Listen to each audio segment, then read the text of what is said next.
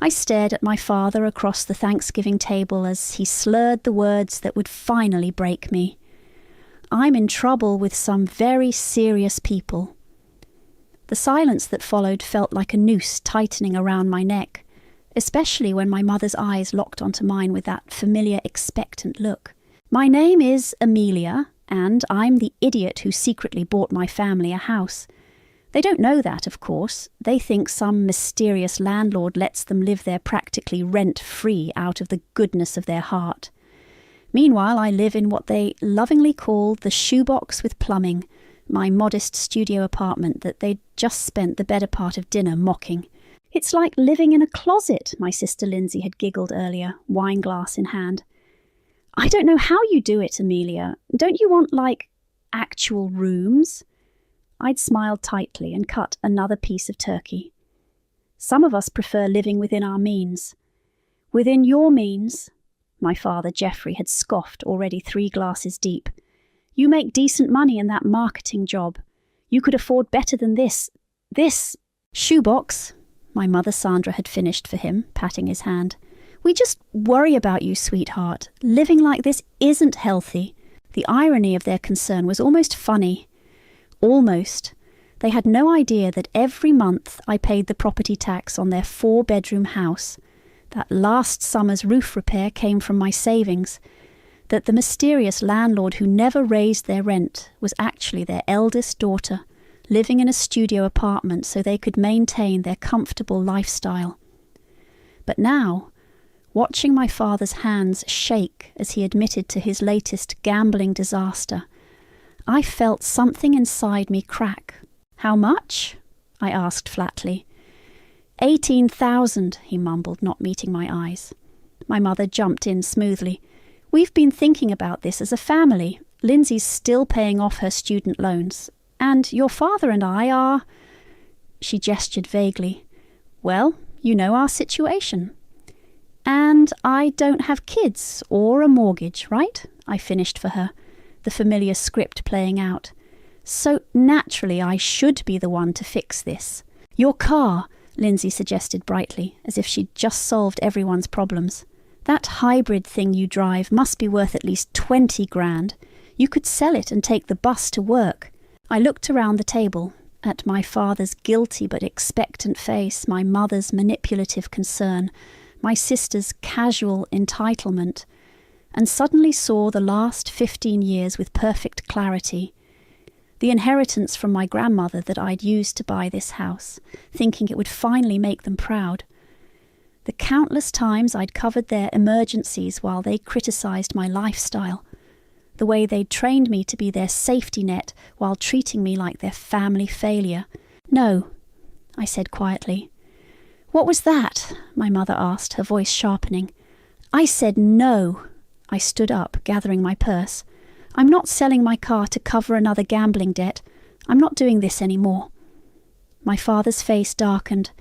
After everything we've done for you, everything you've done for me, I laughed, and the sound was ugly even to my own ears. That's rich, Dad, really rich. If you walk out that door, my mother warned, don't expect to be welcome back.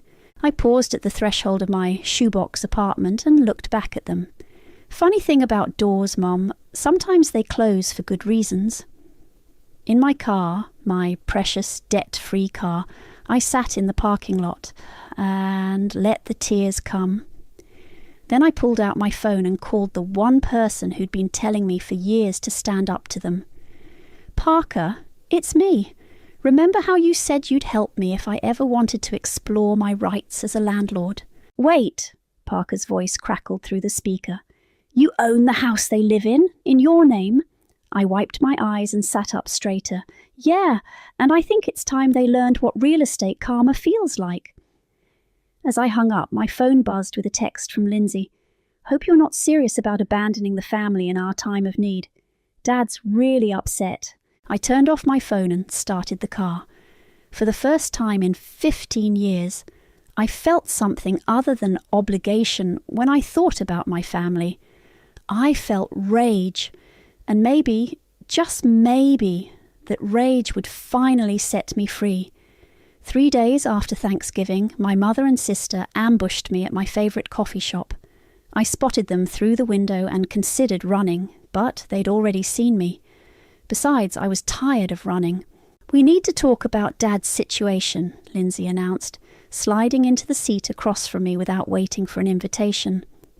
My mother settled beside her, arranging her face into that concerned expression I knew too well. "There's nothing to talk about," I said, closing my laptop. "I'm not selling my car." "Don't be selfish, Amelia," my mother leaned forward. "These aren't nice people your father owes money to. They've already started calling the house. Then maybe he shouldn't have borrowed from them." Lindsay's eyes narrowed. "Easy for you to say. You don't have any real responsibilities. No kids, no mortgage. Stop saying that." I slammed my hand on the table, making several nearby customers jump. "Having children or a mortgage doesn't make your needs more important than mine. I work hard for what I have." "And we don't?" My mother's voice took on that wounded tone that used to guilt me into submission. "Your father and I have sacrificed everything for this family. The least you could do is help in a crisis." I laughed bitterly. "A crisis? This is Tuesday. Dad's always in crisis. Remember my college fund? The one he gambled away because we were having hard times? Funny how those hard times didn't stop you from taking that cruise the next summer." "That was different," my mother waved dismissively. "We needed that vacation. The stress was affecting your father's health." "The stress was—" I stopped myself, taking a deep breath. "You know what? I'm done. I'm not your ATM anymore." "Fine," Lindsay spat. "Be that way, but don't come crying to us when you're old and alone in that pathetic little apartment." Something snapped inside me. At least my pathetic little apartment is mine, unlike that house you live in. "What's that supposed to mean?" my mother asked sharply. I stood up, gathering my things. "It means I'm done pretending, done enabling, done watching you destroy yourselves and blame everyone else." "We're your family," my mother called after me as I walked away. "Family helps family." I spun around. Family doesn't mock family. Family doesn't guilt and manipulate and steal from family. And family definitely doesn't show up at someone's workplace to pressure them into selling their only reliable asset. The coffee shop had gone quiet. I didn't care. If you want to help Dad so badly, sell your own cars. Sell that boat he bought last summer when he was supposedly broke. Sell the house. I caught myself just in time. "Oh, wait, you can't sell the house because you don't own it." I left them sitting there, faces flushed with anger and embarrassment. My hands were shaking as I got into my car, my precious hybrid that they wanted to sacrifice to the gambling gods. Parker's law office was only 10 minutes away. I didn't call ahead, I just showed up, probably looking like a mess. "I need those landlord papers we talked about," I said when his secretary let me into his office. "All of them." Parker looked up from his desk, concern evident on his face. "Are you sure about this? Once you start the process—" "They showed up at my coffee shop today," I cut him off. "Tried to guilt me into selling my car for Dad's gambling debts. Again, 18,000, right?" He whistled low. "That's a lot of money to throw away." "It's not just about the money anymore." I sank into the chair across from him. "It's about the constant demands, the emotional manipulation, the way they treat me like their personal bailout fund while mocking everything I do." "And you're ready to tell them you own the house?" I nodded slowly. "More than ready. I'm tired of being their secret safety net. Let's see how they handle knowing the truth." Parker pulled out a thick folder. "I'll need you to sign these. And, Amelia?" He waited until I looked up. "This won't be pretty. They're going to fight back hard." "I know." I picked up the pen. "But for once, I'm going to fight back harder." As I signed the papers that would start the eviction process, my phone buzzed with a text from Lindsay. It was a photo of a car dealership with the caption, "Hope you're seriously thinking about doing the right thing." I showed it to Parker. "The right thing," I said quietly, "is exactly what I'm doing." He nodded and started making copies of the signed documents. Sometimes the right thing feels wrong at first, but that doesn't make it any less right. I watched the papers slide through the copier, each one bringing me closer to freedom. Or maybe just a different kind of cage. Either way, there was no turning back now. The house looked different in the moonlight. Standing in the street at midnight, I remembered the day I'd bought it. How proud I'd been, how certain this grand gesture would finally make them see me as worthy. I'd been 25, flush with inheritance money from my grandmother, and desperate for approval. You could get a much nicer place in the suburbs, the realtor had said. But I'd known my family would never leave their neighbourhood, their friends, their familiar haunts. So I'd settled for this older 4-bedroom colonial, thinking they'd at least appreciate the gesture. They hadn't, of course. "It's kind of small," my mother had said when the mysterious landlord offered it to them, "and that wallpaper is hideous." Now, 5 years later, I used my key to let myself in. The house was silent. They were all at my aunt's place for the weekend. I needed to document the property's condition before serving the eviction notice. The moment I stepped inside, the smell hit me, cigarettes and mould. My father had promised to quit smoking indoors. Another lie. I turned on my phone's flashlight and started in the living room. The hardwood floors I'd had refinished were scratched and stained. Cigarette burns dotted the windowsills. In the kitchen, cabinet doors hung loose on their hinges, and the granite countertop had a long crack running through it. "Jesus," I whispered, taking photos. "What have they done to this place?" My phone buzzed. A text from Parker. "Don't forget to document everything, every scratch, every stain. We'll need it." I moved upstairs, each step creaking under my weight. The bathroom was worse than I'd imagined. Black mould crept along the shower walls, and the toilet seemed to be leaking. I'd sent money for repairs last year when my mother complained about plumbing issues. Clearly those funds had gone elsewhere. In my old bedroom, now Lindsay's makeup studio, empty wine bottles littered the floor. The closet door was punched through, probably from one of my father's rages. I remembered those rages from childhood, how he'd put his fist through walls instead of people and call it self-control. My phone buzzed again. This time it was Lindsay. "Hope you're seriously thinking about doing the right thing." I took a deep breath and typed back, "I am, just not the way you think." Back downstairs, I found myself in front of the dining room wall where we used to mark our heights as kids. The marks were still there, hidden behind a cheap painting. I traced my final measurement, 17 years old, the summer before Dad gambled away my college fund. "You'll understand when you're older," my mother had said then. "Family comes first." A car door slammed outside. Headlights swept across the windows. They were home early. I ducked into the kitchen just as the front door opened. My father's voice carried through the house. "I'm telling you, Sandra, we'll figure something out. Amelia will come around. She always does." "She seemed different this time," my mother replied. "More resistant." "Then we'll try harder," Lindsay chimed in. "Make her feel guilty. You know how she gets about family loyalty." I pressed myself against the wall, heart pounding. They moved into the living room, unaware of my presence. "Maybe we could sell some of her grandmother's jewellery," my mother suggested. "The pieces she left in her old room." My blood ran cold. Those pieces weren't left behind. They'd been stolen from my apartment during a wellness check last year when I hadn't answered my phone for 2 days. "Good idea," my father said. "She probably won't even notice they're gone, too busy working herself to death in that shoebox." I'd heard enough.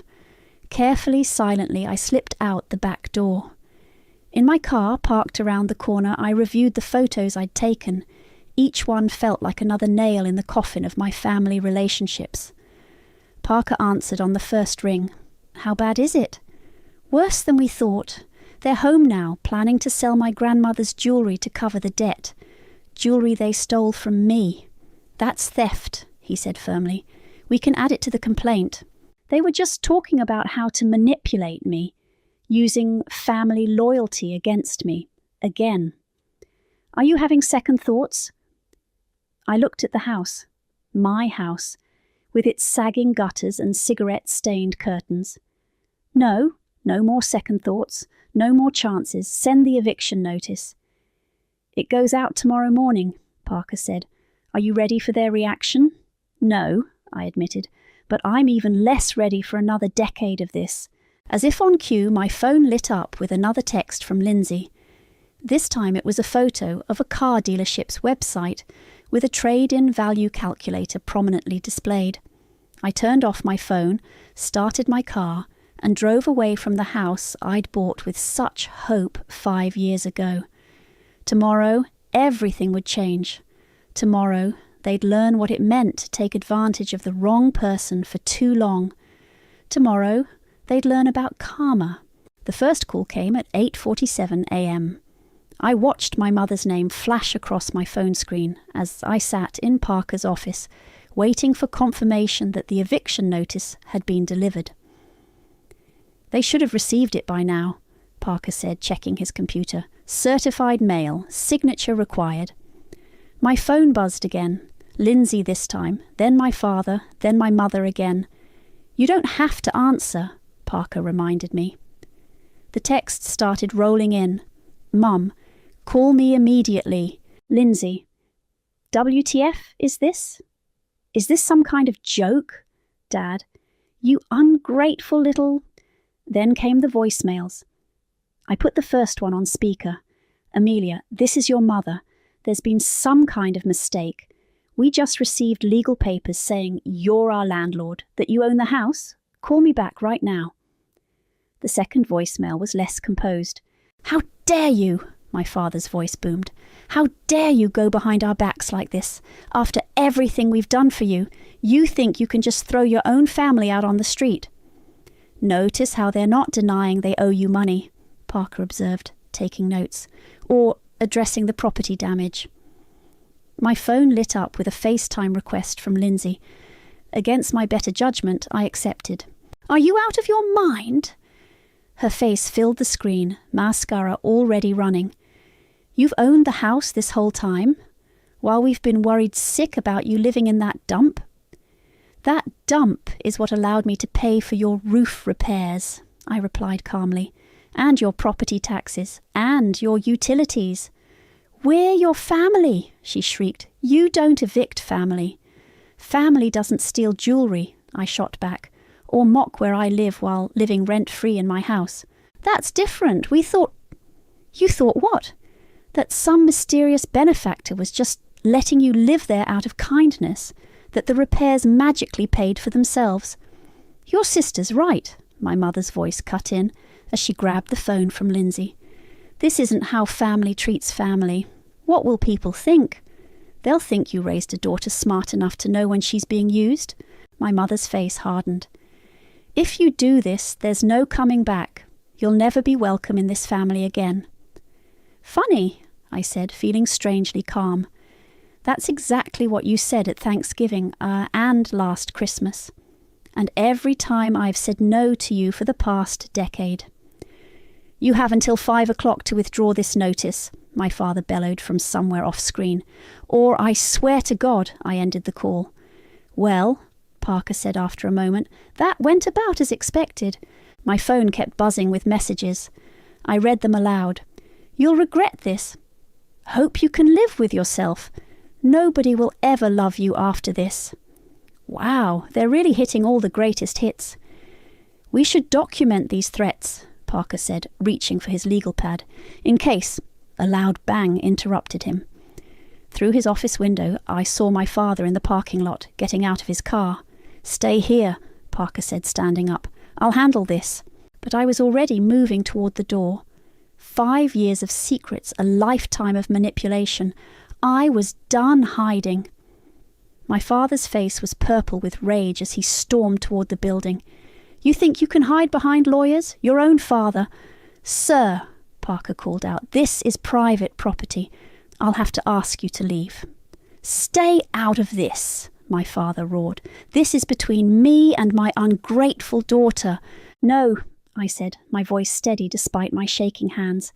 This is between a landlord and her tenants who haven't paid rent in 5 years, who've destroyed property, who've stolen personal items.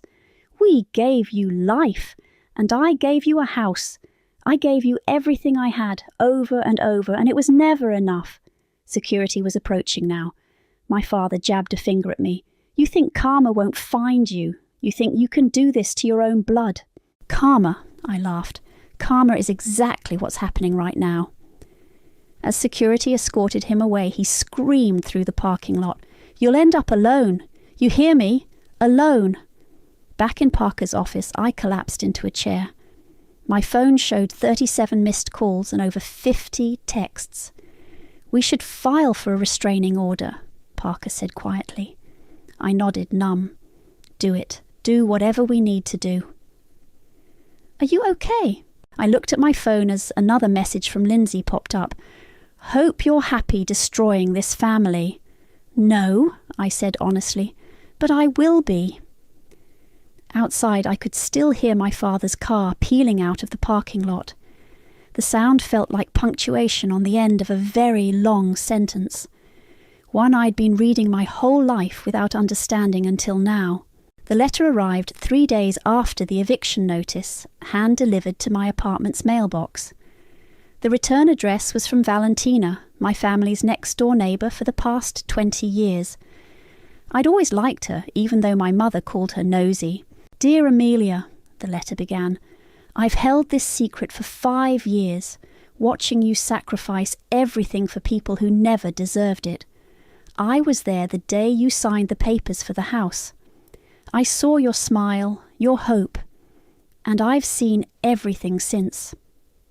My hands trembled as I read on. I have security cameras. They've captured years of incidents. Your father's rages, your mother's verbal abuse when you visit, your sister's endless parties that keep the neighbourhood awake. I've saved it all, thinking someday you might need proof. I called Parker immediately. An hour later, I sat in Valentina's immaculate living room, watching video clips on her tablet. The footage was clear, damning. There was my father punching the garage door after I'd refused to co-sign a loan last year. My mother standing in the driveway, screaming at me for missing a family dinner because of work. Lindsay sneaking my grandmother's jewellery box out of my apartment during that wellness check. I should have shown you sooner, Valentina said, pouring tea. But it wasn't my place. Why now? I asked. She set down her cup. Because yesterday I heard your father planning something. He was on the phone talking about teaching you a lesson, about making you understand the consequences of your actions. My stomach churned. Did he say what kind of consequences? No, but I've seen that look before. When he gambled away your college fund. The memory hit me like a slap. I'd been 17, heading to my dream school with a partial scholarship. Then suddenly the money was gone. Hard times, my mother had said, patting my hand. We'll figure something out. 2 months later, they'd gone on a cruise. To heal from the stress, they'd said. I had to get student loans, I said quietly. Work 2 jobs through college. They never apologised, never even admitted what happened. I remember, Valentina nodded. Just like I remember when you bought this house. You were so proud, thinking it would finally make them respect you.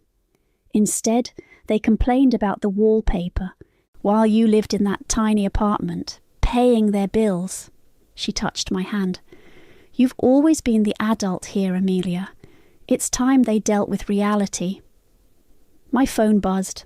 Another text from Lindsay. Mom's crying herself sick. Hope you're happy. I showed it to Valentina. Manipulation, she said firmly. Watch this. She pulled up footage from just an hour ago. My mother in her front yard, laughing with neighbours. No tears in sight. They're planning something, Valentina warned. Your father's been making calls all morning. Your mother's been visiting neighbours, telling them you're mentally unstable. Classic, I muttered. When guilt doesn't work, they try to discredit me. I have something else you should see. She pulled up a final video. It showed my father and mother in their driveway late last night, arguing. We'll sue her, my father was saying. Claim elder abuse. She manipulated us, took advantage. No judge will side with a daughter who throws her parents out. My mother nodded. And once we win, we'll sell the house ourselves. That'll teach her about family loyalty. I felt sick. They're going to sue me. They can try, Valentina said, ejecting a USB drive from her tablet. But with this evidence, they won't get far. She handed me the drive. 5 years of proof. Every incident, every threat, every lie. Use it. My phone rang. Parker. Your family just filed a legal complaint, he said without preamble. They're claiming elder abuse and fraud. They want the house. I looked at the USB drive in my hand. Perfect timing. I have something you need to see. After I hung up, Valentina squeezed my shoulder. You're doing the right thing. Sometimes the hardest choices are the most necessary ones. Through her window I could see my mother in their driveway, probably planning her next move. She looked up, caught my eye, and gave me that familiar disappointed headshake. For the first time, it didn't make me feel guilty. It made me angry. Thank you, I told Valentina, for seeing what I couldn't, for keeping these records.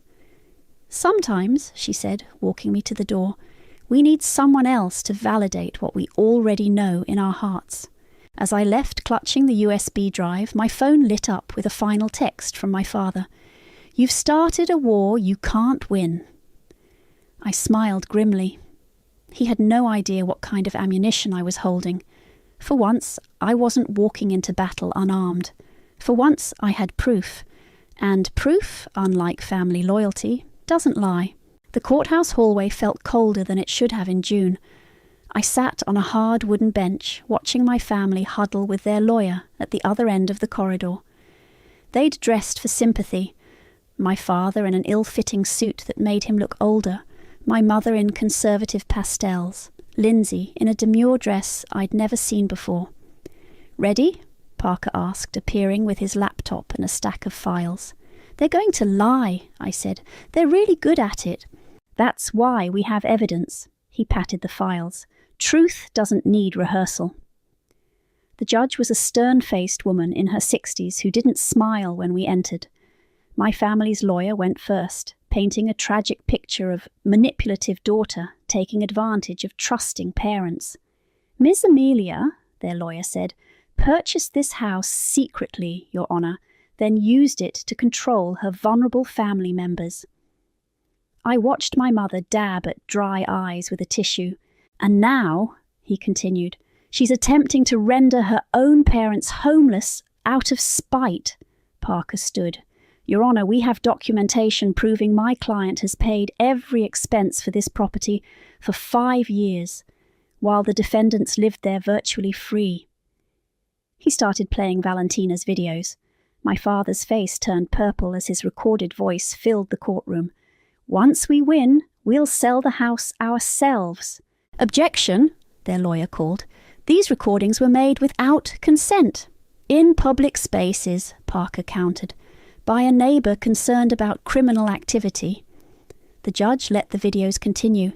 With each clip, my family's carefully constructed narrative crumbled. The facade of vulnerable parents gave way to scenes of manipulation and threats. Then came the financial records. Bank statements showing Miss Amelia paid $23,000 in property taxes, Parker listed. Roof repairs totaling $15,000, utility payments averaging $400 monthly. Meanwhile, the defendants... My mother interrupted, standing suddenly. We're her parents. Everything she has because of us. Mrs. Francis, the judge warned, please sit down. You don't understand, my mother continued, her voice rising. She owes us, after everything we've sacrificed. Like my college fund. I spoke up for the first time. The one Dad gambled away? The judge leaned forward. Is this true? It was a difficult time, my father muttered. Yet you took a cruise that summer, Parker said, producing more records. Charged to my client's first credit card, which you opened in her name when she was 18. Lindsay jumped up next. This isn't fair. She's twisting everything. She's always been jealous of me, always trying to make our parents look bad. Your Honour, Parker interrupted smoothly, we have evidence of Ms. Lindsay stealing valuable jewellery from my client during a fraudulent wellness check. The security footage played. Lindsay, clearly visible, pocketing my grandmother's jewellery box while my mother kept watch.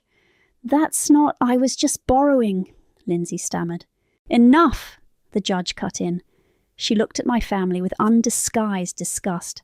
I've seen more than sufficient evidence of manipulation, theft, and attempted fraud. The eviction stands. You can't do this, my father shouted. She's our daughter.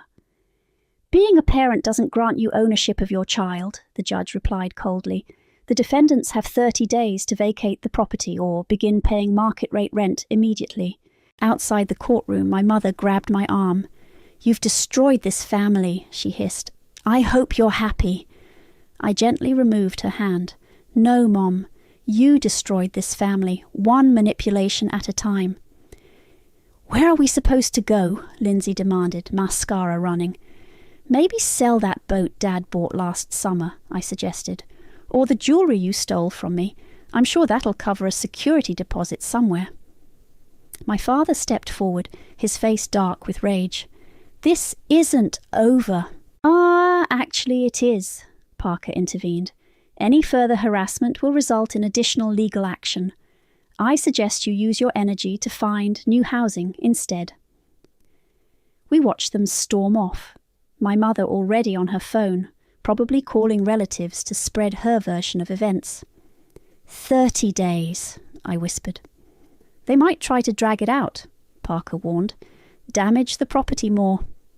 They can't hurt me anymore, I realised. Not really. My phone buzzed. A text from Valentina.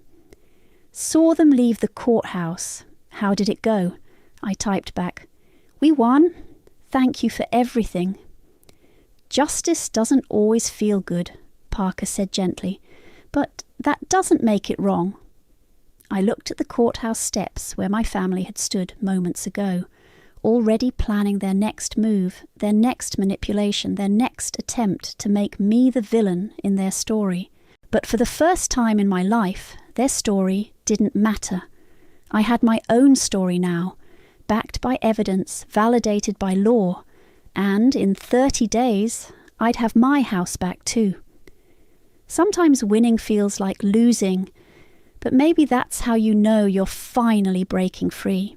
Moving day arrived with the subtlety of a hurricane. I stood in the driveway watching the movers load what remained of my family's belongings into their trucks. They'd waited until the last possible hour of the last possible day, hoping I'd break. I hadn't. This is everything you're taking, one of the movers asked my father, gesturing at the pile of furniture on the lawn. The rest stays, he growled, glaring at me. It belongs to the house. Actually, I said quietly, the furniture was purchased with my money too, but keep what you want. I'm having it all replaced anyway. My mother emerged from the house, clutching her purse like a shield. I suppose you're happy now, she said, her voice trembling, watching your family become homeless. You're not homeless, Mum. Aunt Susan offered you her guest house months ago. That's not the point. Then what is the point? I asked, genuinely curious. That I should keep supporting your lifestyle while you mock mine? Keep paying your bills while you steal from me? Lindsay stormed out next, mascara already running. I can't believe you're really going through with this. What kind of person throws their own family out? The kind who's finally tired of being used. Used? My father stepped forward. We gave you everything. No, I corrected him. Grandmother gave me everything, and I used it to buy this house thinking it would make you proud. Instead, you treated it like you've treated me my whole life. Something to use up and throw away. The locksmith arrived then, right on schedule. He nodded to me and headed for the front door. What's he doing? My mother demanded. Changing the locks. Standard procedure for an eviction. You can't. I can. I am. It's done. My father moved toward me, fists clenched. You little... Dad? I cut him off, holding up my phone. Valentina's cameras are still running. Think carefully about your next move. He stopped, face purple with rage. Behind him, the movers continued loading boxes, pretending not to notice the family drama unfolding. "Where did we go wrong with you?" my mother whispered. "How did you become so cold?" "I learned from the best," I replied. "Remember when Dad gambled away my college fund? You told me to understand, to forgive, to put family first. Well, I'm finally putting family first, just not the way you taught me." The locksmith emerged. "All done, Mum. Here are your new keys." I took them, feeling their weight in my palm. 5 years of secrets, of silent sacrifice, of hoping they'd somehow change, all ending with these small pieces of metal. "This is your last chance," Lindsay said, trying for threatening, but landing on desperate. Once you leave, I can finally start healing." I turned to the movers. "How much longer?" 20 minutes, tops." My mother started crying then, real tears this time. Not the performative ones from court, but genuine sobs that shook her shoulders. For a moment, I felt that old, familiar pull, the need to comfort her, to fix everything. But I stayed where I was. "You'll end up alone," she choked out. "No one will ever love you after this." "That's better than being used by people who claim to love me." My father grabbed the last of their bags. "Come on," he muttered to my mother and sister. "She's made her choice." "No," I corrected him. "You made this choice. Every time you took advantage. Every time you mocked where I lived while living in my house. Every time you chose gambling over family. This isn't my choice. It's your consequence." They piled into their cars, my father in his, my mother and Lindsay in hers. The movers finished loading the truck. The house stood empty behind me, waiting. Lindsay rolled down her window. "I hope you can live with yourself." "I finally can," I replied. "That's the whole point." I watched them drive away, my mother's car first, then my father's, then the moving truck. The street felt eerily quiet in their wake. I turned to face the house, my house, and felt something rise in my chest. Not quite happiness, not quite sadness, something in between. My phone buzzed.